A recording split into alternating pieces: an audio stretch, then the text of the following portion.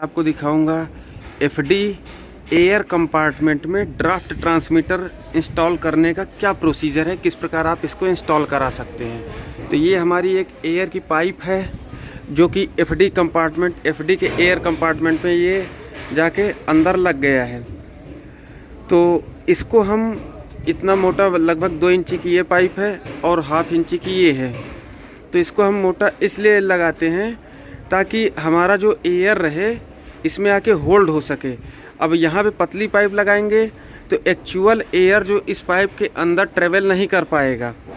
इसमें बड़ी पाइप इसीलिए लगाते हैं, मोटी पाइप लगा रहे हैं कि जैसे इसके अंदर एयर जाए तो एयर जो है यहाँ इसमें एक इंड कैप लग जाएगा, ये बंद रहता है, ठीक है।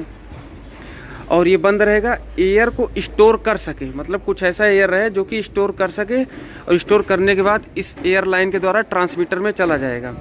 तो एक 45 डिग्री पे हमने इसको एयर की पाइप को लगाया।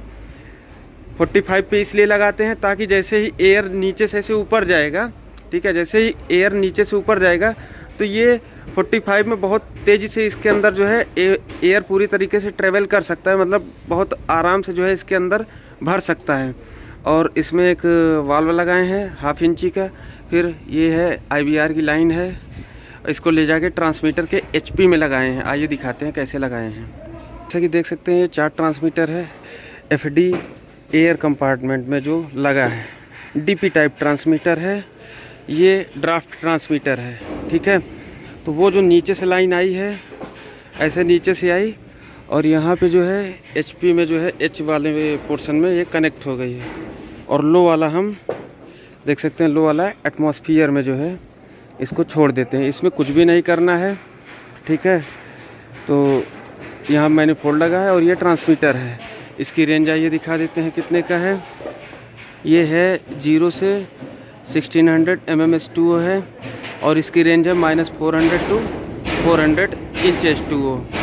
तो इस प्रकार जो है आप इस ट्रांसमीटर को इंस्टॉल कर सकते हैं। ड्राफ्ट ट्रांसमीटर के LP को हम एटमॉस्फेयर में क्यों छोड़ देते हैं, जैसा कि ये नीचे है, इसको हमेशा इस प्रकार क्यों छोड़ते हैं। और दूसरा इसमें एक पॉइंट और है कि ये एक हम लाइन के द्वारा जो है इसमें लगाने से हमें क्या बेनिफिट मिलता है कि हम चाहते तो हम यहीं से जो है ये जो मैनिफोल्ड है हम यहीं से इसको निकाल देते, बट हमने इतनी लंबी पाइप क्यों लगाया है क्योंकि हमारा ये एटमॉस्फेयर में कंटिन्यू अगर खुला रहेगा, ये पाइप ना लगती तो जैसे ही आंधी तूफान हवा, कोई बाहरी हवा चलता तो जिसके कारण इसके डायफ्राम में प्रेशर पड़ता और हमारा ये ड्राफ्ट फ्लैक्चुएट होता।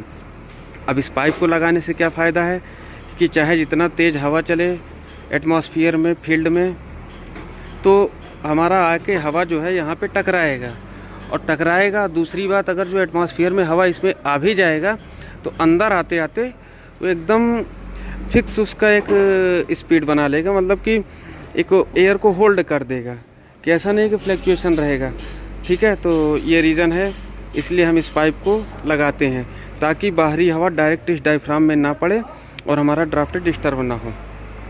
अब देखते हैं ड्राफ्ट का मतलब क्या होता है। ड्राफ्ट ट्रांसमीटर में हम LP को हम एटमॉस्फेयर में ही क्यों छोड़ते हैं। ड्राफ्ट का मतलब ही यही होता है कि डिफरेंशियल प्रेशर, चूँकि हमें यह जानना होता है कि फर्नेस में जो प्रेशर होता है जो एटमॉस्फेरिक तुलना में कितना कम या ज़्यादा है, ठीक है। हमें जो जैसे कि बाहरी वातावरण में हमारा कितना प्रेशर है और इस फर्नेस के अंदर, जैसे कि बॉयलर, कहीं भी हम ड्राफ्ट ट्रांसमीटर लगाते हैं, अंदर और बाहर का प्रेशर हमें उसके द्वारा जो है निकालना होता है कि जैसे कि एक रेफरेंस एयर मिल जाएगा और एक अंदर का एयर, ठीक है।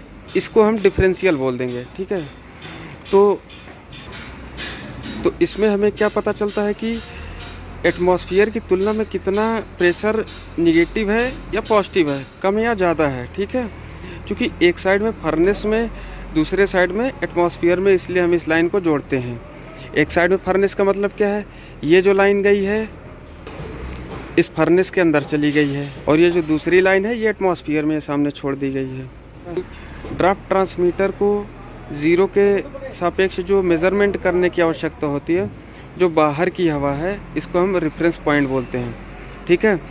जो हमारी ये बाहर की जो हवा आएगी इसको हम रेफरेंस पॉइंट होता है। तो रेफरेंस पॉइंट का मतलब ये है कि हम बाहर की हवा से अंदर की हवा को कंपेयर करते हैं। बाहर की हवा हम रेफरेंस लेते हैं और अंदर की हवा जो हम मेज़र करेंगे कि हाँ भाई जैसे कि हमारा FD फ़ैन ID फ़ैन जो चल रहा है वो उसका हवा होता है।